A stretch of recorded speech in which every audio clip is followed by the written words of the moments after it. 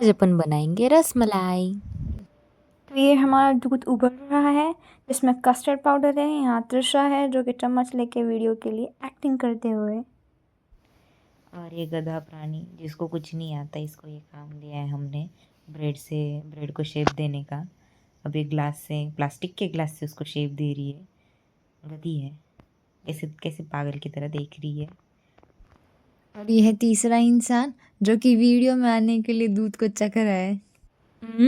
Yummy yummy.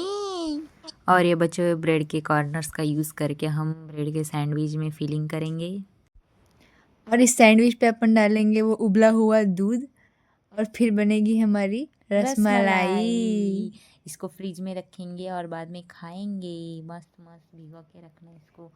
उसके हमने ऊपर वाह किशमिश भी डाला है सजाने के लिए। डेकोरेशन देखो, हमारा वीडियो का डेकोरेशन एंगल तो देखो। मस्त। वीडियोग्राफी वीडियोग्राफी वाह। Credit goes to Trisha, bye bye, thank you so much. Rasmalai.